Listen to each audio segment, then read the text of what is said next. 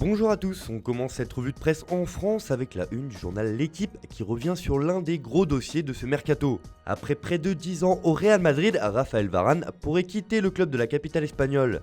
Direction Manchester United pour le français. Le défenseur veut changer d'horizon afin de se donner un nouveau défi dans sa carrière.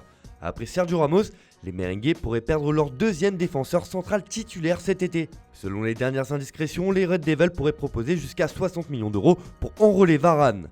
Un grand chantier attend le Real en défense cet été. On file en Espagne où le mercato du FC Barcelone est très attendu de l'autre côté des Pyrénées et particulièrement en Catalogne. Alors que le club Blaugrana est proche de conclure la prolongation de Lionel Messi pour 5 ans supplémentaires, les dirigeants veulent continuer à se renforcer. Et comme l'explique Sport ce matin dans son édition du jour, c'est 3 recrues supplémentaires qui sont attendues d'ici la fin de l'été. Un défenseur, un milieu de terrain et un attaquant devraient donc venir grossir les rangs barcelonais. Mais évidemment, cela sera soumis à la façon dont le Barça arrivera à dégraisser. Le club espère toujours alléger sa masse salariale. Pour cela, Miralem Pjanic devrait retourner à la Juventus, Samuel Umtiti pourrait être prêté dans son ancien club, l'Olympique Lyonnais, Martin Braithwaite devrait lui être vendu et se rapprocherait de Brighton selon le journal catalan. Enfin, le Barça espère toujours une offre pour Clément Lenglet, Everton est sur le coup. Affaire à suivre. On reste avec le mercato du FC Barcelone et le feuilleton Antoine Griezmann-Saúl Ñíguez. Bon, si le Français est encore loin d'avoir quitté la Catalogne, son club espère recruter son ancien coéquipier à l'Atlético, mais ce n'est pas si facile. Alors le Barça vise d'autres joueurs en cas d'échec dans ce dossier. Comme l'annonce AS sur sa une, le club catalan pourrait faire son marché en Ligue 1. Selon le quotidien, c'est Renato Sanchez qui est dans le viseur.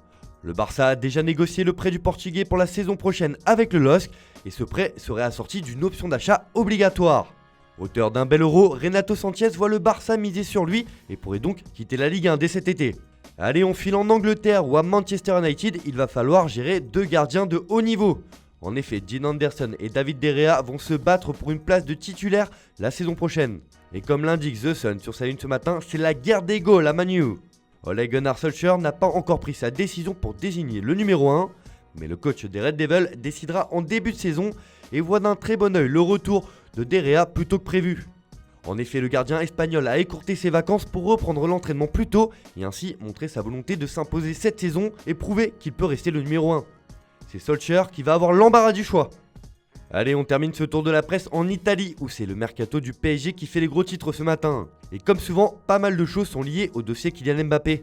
Alors que le Français n'a toujours pas prolongé avec les Rouges et Bleus, le club parisien commence à prospecter à l'étranger, notamment pour le remplacer. Il faudra taper fort si le génie français s'en va. Ce matin, le Corriere dello Sport nous apprend que Paris a un plan. Et celui-ci arrangerait même Mauro Icardi qui souhaiterait lui un retour en Italie et plus particulièrement à la Juventus. Le quotidien transalpin évoque un possible échange Icardi-Cristiano Ronaldo si Mbappé part. Juve, prends-moi, écrit le média qui fait part des intentions du buteur argentin de retrouver un championnat où il a brillé par le passé. Évidemment, c'est une information à prendre avec des pincettes, car Cristiano Ronaldo est attendu d'ici la fin du mois à Turin pour reprendre l'entraînement avec la vieille dame. Bref, rendez-vous à la fin du mois d'août. Voilà, c'est tout pour ce matin, bonne journée à tous, on se retrouve dès demain pour une nouvelle vidéo sur Foot Mercato.